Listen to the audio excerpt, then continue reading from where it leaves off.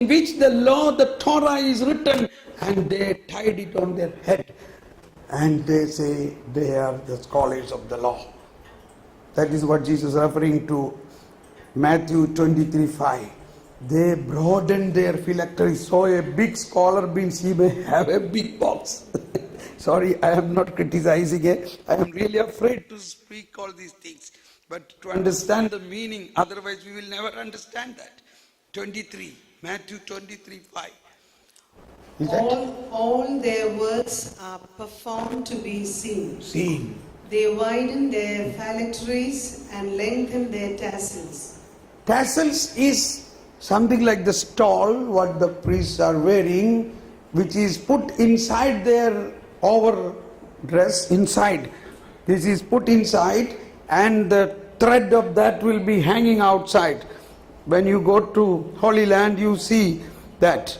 That is a reminder about the commandment. You have to always remember. You have to follow the commandment. You have to remember always. Every breath you must remember. So they are so enforced. Law tied on their head. Law tied on their heart. Law tied on their hand. Law is reminded by the tassels. And so they are very strict to obey the law and moving around. This was not the plan of the law. And they were in the synagogue teaching them strictly to obey the law. So all the people were in panic. At this situation, I said, Jesus comes and says, all those who are heavy laden, come to me. I will give you rest, because I have come to take away the sin of you. Take up my yoke, that is light. This yoke of the Pharisees are very heavy, that you don't take. So in this meaning, that word is to be understood.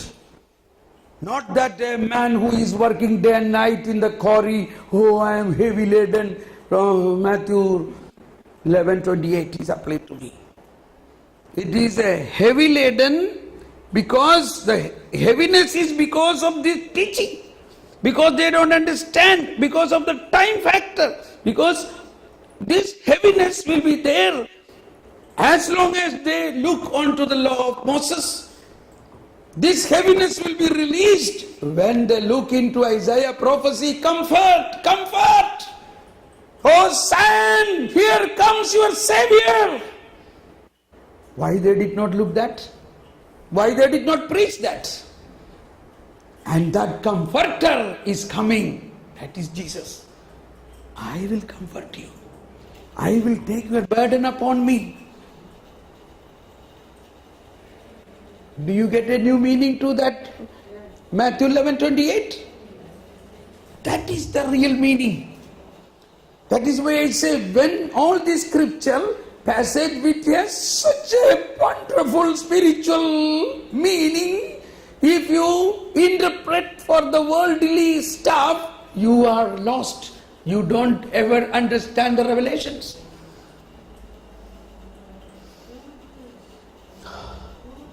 Eh?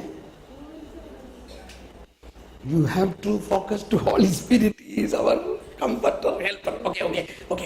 Don't discuss now. Okay, so where are we now? Let us praise. Thank you, Jesus. Praise you, Jesus. Thank you, Lord. Praise you, Lord. Thank you, Lord. Holy Spirit. Praise you, Jesus. Okay. Now I want to bring the situation. It is light. Okay. Don't be tensed. This is a wonderful parable of Luke 15, which is known as the parable about the prodigal son. Correct? But prodigal son is not the climax of this parable, not the real message of this parable. The real message of this parable is the elder son. And the difference between this younger son and the elder son, there you will find this both righteousness. The righteousness of the Pharisees, righteousness of the Jesus. That is the main theme of this parable. Now let us read that Luke chapter 15. This is a famous chapter of the New Testament, only special about the Luke. No other evangelist led that, and which is popularly known as in the Evangelium of Evangelium, means the Gospel of the Gospels. In this, he is really showing us the beauty of the new law with related to the old law and the follow of the old covenant. So the chapter begins with this triangular scene as usual. What is the triangular? Jesus and the sinners and the Pharisees. And the Pharisees were murmuring. Please read that. Pharisees were Chapter 15, verses. 15. Anita, some hot water please. Verses. Now we read only one. The rest you don't have to read. I will just explain it because it's a, you know this. We already know this. Only last we will. Parable of the lost sheep, the tax collectors and sinners. Now, in this parable of Luke chapter 15, there are three parts, or we can say four. Okay, let's conclude three. First is the lost sheep. Second is lost coin. Third is lost son. But all these three parables are interconnected beautifully. Now, Pharisees were criticizing and murmuring Jesus that why this man is eating and drinking with the sinners. See, that is what the usual thing. But I found out everywhere where these three people are meeting, Jesus had no problem with the sinners, but always problem with the Pharisees. This is where I found my own position. I am also a Pharisee because I am criticizing everybody. I am telling that is wrong, this is something like that. But Jesus, inside me there is Jesus, inside me there is a sinner, Thomas Paul.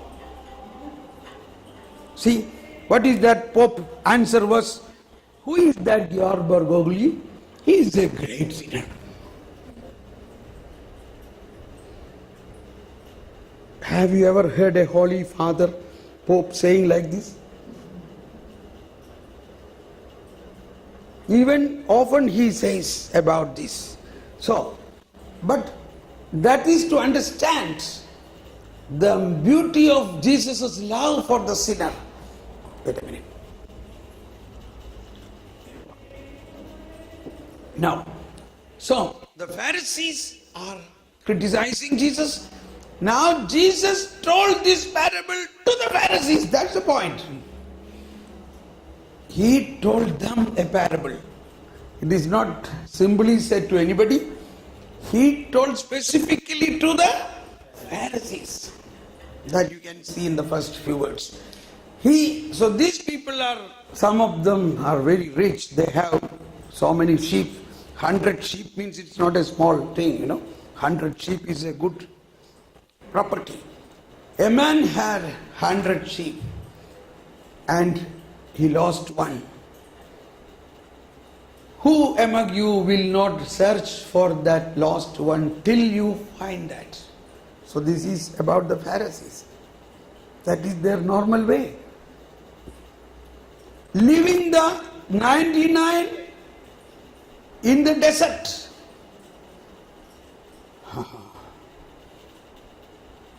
Actually, I make animation films, on this. That's why I had to study all these things with the research.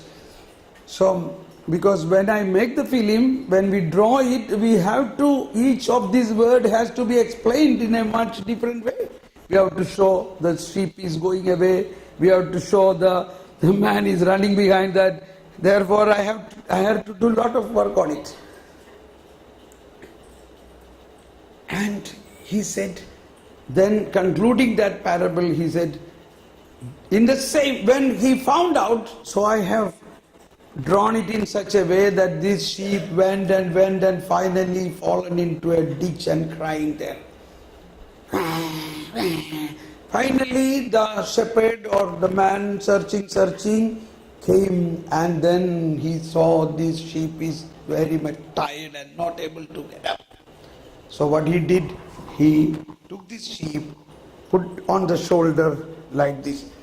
Look here behind. He is the shepherd who is bringing the lost sheep. And then, please read that word. Rejoice with me because I have found my lost sheep. He rejoiced and speaking, everybody, I have found my lost sheep. Continue. I tell you, in just the same way, In just the same way, pay attention to these words. Just the same way, there will be more joy there in will be heaven, more joy in heaven over one sinner over one sinner who repents who repents than over 99 than over 99 righteous people righteous people. who have no need of repentance. So these righteous people, he is actually referring to these Pharisees who think that they don't need any repentance. They think they don't need any repentance. They are righteous because they obey all the law. You see, Jesus is actually putting some strong thing. They still did not understand this at that time. Okay. So this is in fact this younger son whom Jesus is going to explain, and this is like the sinners who are lost. So we have to go behind them to save them. And now the second parable is the lost coin. A woman had 10 coins. She lost one. But now the difference is the sheep which was lost was, the sheep went out and lost. But the coin was lost inside the house. Inside the house. She is searching. She knew it is surely inside here. Somewhere inside it is. It has not gone out. It is somewhere inside. So she started searching. Finally, yes, I got my lost coin. So this is also Jesus explaining, like in the heaven there will be great joy for a sinner who is saved. Now he says about the lost son. And so we know that story of the lost son. So eventually the lost son, that is the prodigal son, came back. And when he come back, so now these Pharisees were thinking, this son went away and he was living in sin with prostitutes and So their attitude will be, he must be punished. Against that, Jesus is telling his father came and embraced him. Now the face of the Pharisees go crooked. And he put a golden ring on him, accepting him back as his son. And he gave him a new shoes. You know, when I first went to Germany, it was a winter time. As soon as I got down from the car, I slipped and I fell straight flat down. Why? Because my shoes were Indian shoes. It had no grip. It was so slippery. And that priest who I was to meet a priest, he immediately lifted me up and he said, come on, get into my car. And he drew me and straight went to a shoe shop and bought me a new pair of shoes which has strong grip to walk in the winter. And he said, Thomas, here all the roads are slippery. Be careful. You understand? That is what the father did to him. Now, my son, even if you go away again, you will not fall. I am putting you a shoes with a grip.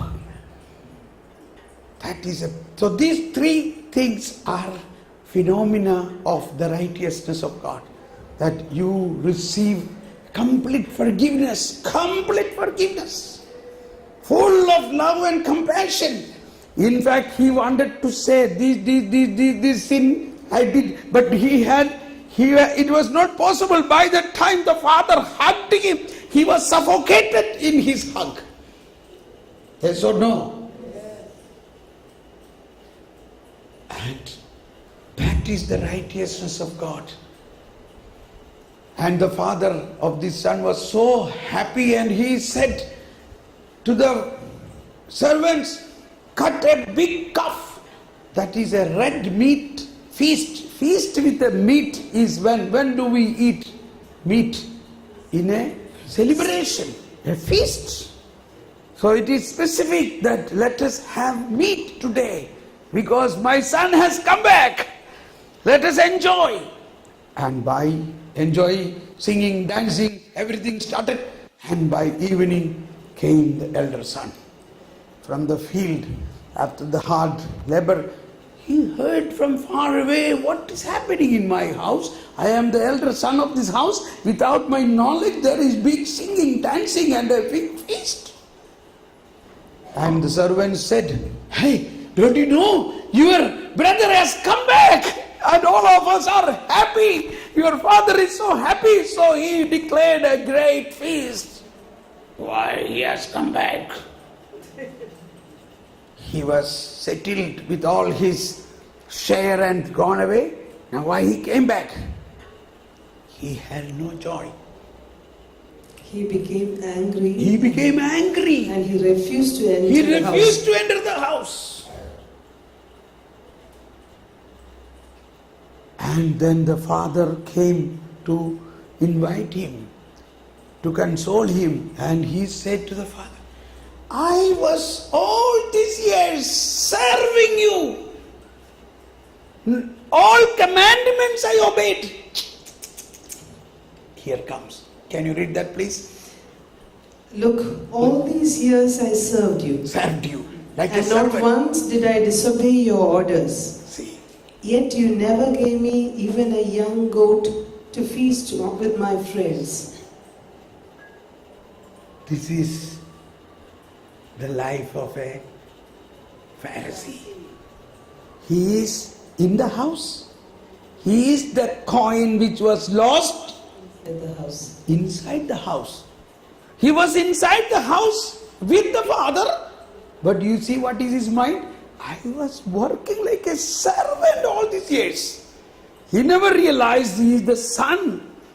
He is the elder son who has all the right of his property. And he says, I was all these years serving you like a servant, and I was obeying all your commandments. But yet you did not give me even a young goat to enjoy with my friends. And now father says, my son, you are always with me. All what I have is yours. This is the climax of this parable. He said to him, my son, you are here with me always. Always. Everything I have is yours. Yes. But But now we must celebrate and now we rejoice. must celebrate because Because your brother was your dead brother was dead and has come to life and has again. come to life again. He was See, lost and has been found. But this elder brother was not dead. Why? He obeyed all the commandments. Correct. Who is dead? Dead is when you disobey the commandment, you are dead. But here he is not dead, this elder son, because he obeyed all the. But what is the use? He don't get a friendship with his father. He is inside the house of God, but he has no joy of the Lord. He don't recognize he has all the inheritance. He has all the freedom. See, he has no freedom now. He was angry. He was angry to the father. The father say, you are my son, but he don't recognize it. The father say, all that I have is yours, but he has no freedom of the spirit to enjoy this. This is the two righteousness. Righteousness according to the law. He says, I obey all the commandments, but he has no joy. So how come he received joy? The elder son is full of joy. Because he believed, he loved, he experienced the love of the Father. He considered, he received the regeneration of a son.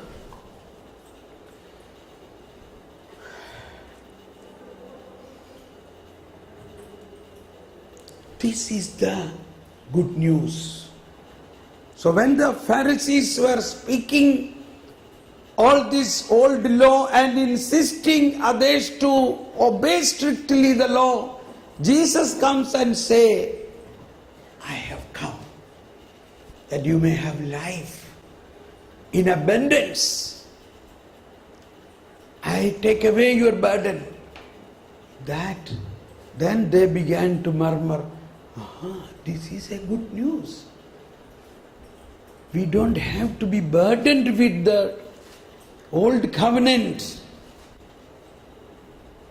So Jesus was teaching what Isaiah prophesied. What Isaiah said, all these things, that a comforter is coming, a savior is coming. And Isaiah says, don't you see something new is coming? All the old is passed away. So many people came as disciples of Jesus. And they began to say, we got a good news. We got a good news. That is how the name Good News have come. And what is that good news? Good news is this, that even if you are a sinner, I, Jesus Christ, will take your sin upon me and your punishment of the sin upon me and set you free. This is the good news of the Lord Jesus Christ. That is why when the gospel is read out, we say, this is the good news of the Lord. So when we really understand the good news, in the good news, there is no punishment. Who takes the punishment? Punishment is already taken away by Jesus. It is already, he took the punishment upon him. Now, I am not criticizing, but I am telling you something interesting. Yesterday when I asked what happened in the Gethsemane, maybe you knew the answer, but only very few could answer it.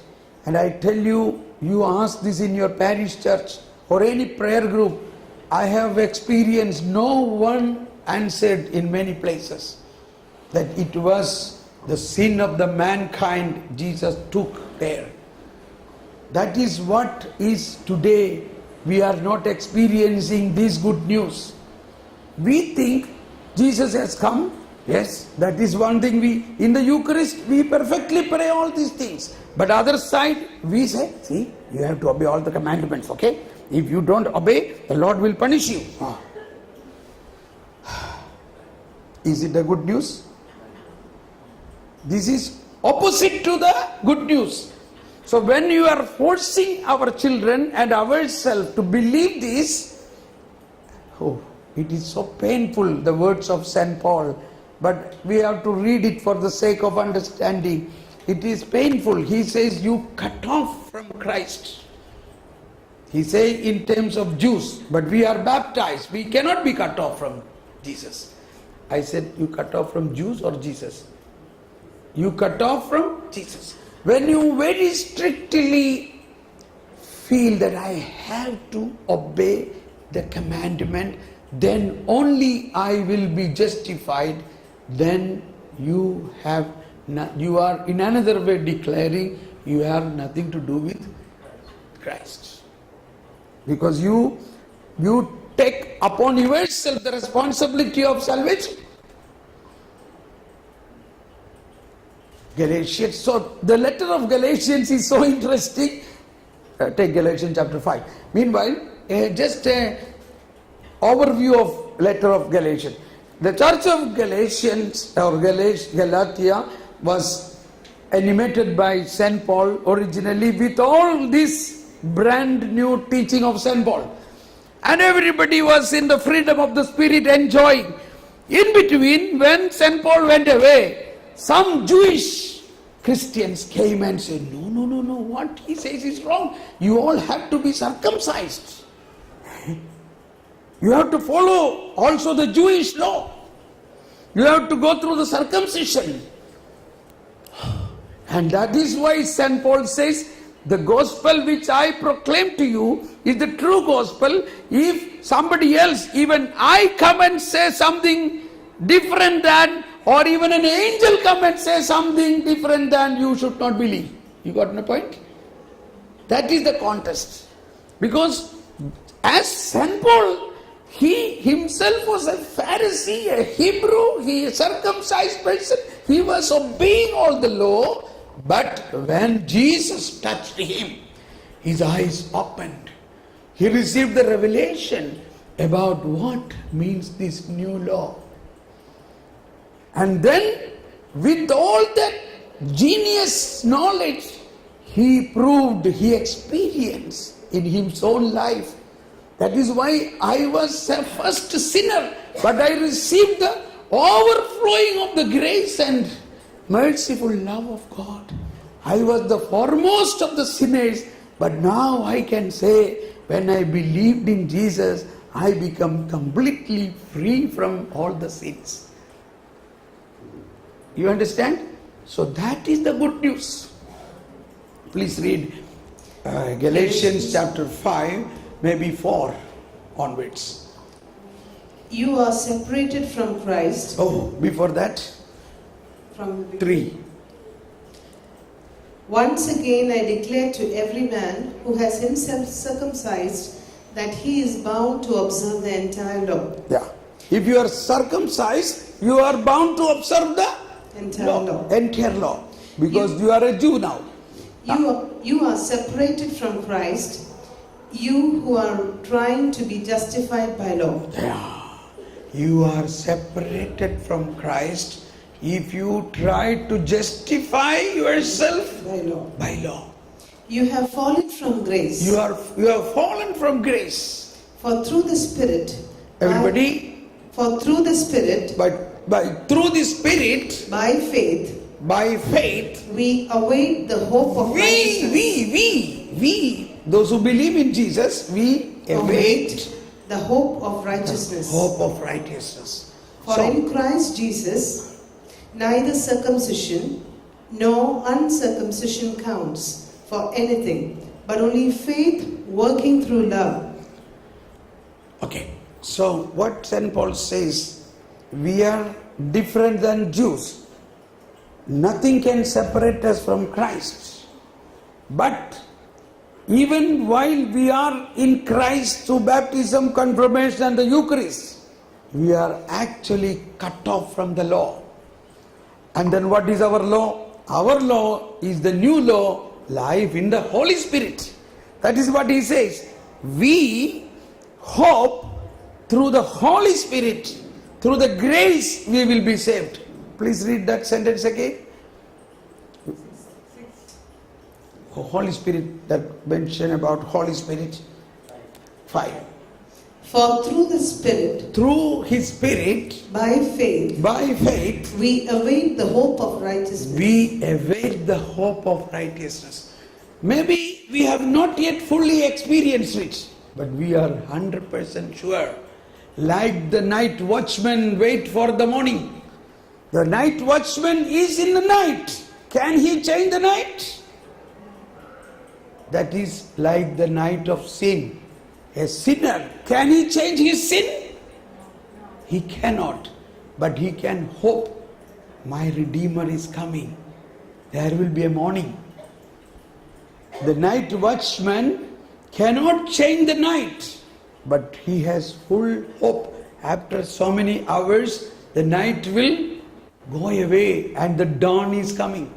So that is how we are the word of God is coming now. Romans 8, Romans 8:24. Romans 8:24 says, we are saved by Grace. hope. 8:24. 8:24 or 23.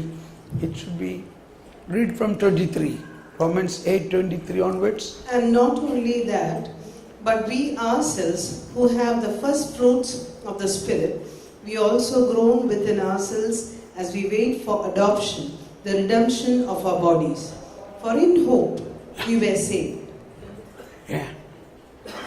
Say that word. That is. For in hope, 24.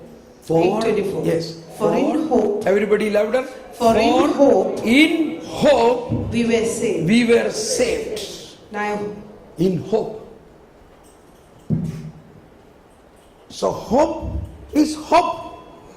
If we already received, it is no more hope.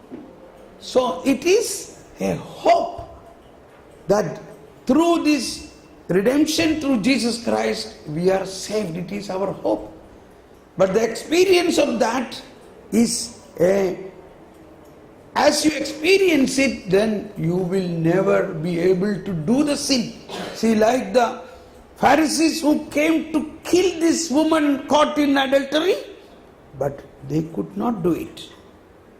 They could not do it. That means they could not do a murder. They were so determined to do that, but they could not do it. Why? Why they could not do it? The grace of Jesus touched their heart. So eventually, the righteousness of Jesus is brought, acted through the work of the Holy Spirit, gives us total holiness, total victory over the sin, a total justification of all our injustice done. Let us praise God. Thank you, Jesus. Praise you, Jesus. Thank you, Lord. Hallelujah. Hallelujah. Hallelujah. Oh, Holy Spirit. Jesus. Praise you for all your wisdom and counsel. Shala hala bala hala bala hala. Jesus, praise you, Holy Spirit. Now, this is what Jesus said about the new wine. This new wine cannot be filled in the old casket. The old wineskins are the Pharisees who still continue to stick to the righteousness of the law. But into them, this new wine, what is brought by Jesus, that is the righteousness through Jesus, cannot be filled. And Jesus said, like no one tear a piece from a new cloth and stitch with the old cloth. No one do that. If you do that, the new cloth, you bought a new sari and you thought, okay, my old sari has a patch, so I cut a piece from this and stitch. It is foolishness. So what you lost, the new sari is lost. And the old, if you stitch that, the old will not be good also. Do you think we are in this situation now? What do you think? Do you have the old new sari? You have the new cloth? You have the new cloth which is given by the redemption through Jesus Christ? Yes. But we are cutting a piece of that and stitching with the old what we still holding. I think so. Through faith, you have to come out from this old covenant. You have to understand this old covenant has come to be fulfilled through the new covenant. There is no punishment for those who believe in Jesus Christ. Then how can there be, if you focus on punishment of your sin, of the sins of the ancestors, etc., then what Jesus has done for us? It is written in the Old Testament. So, What happens? Somebody take, oh, it is written in the book of Moses like this. If you, exactly, they got it. If you sin like this, so many generations, you will have the curse. It is written. So how we have to deal that? That is why I said chronos and kairos. That is a word in the chronos. Where are we now? We are after kairos. So what happened in between this Moses time and today?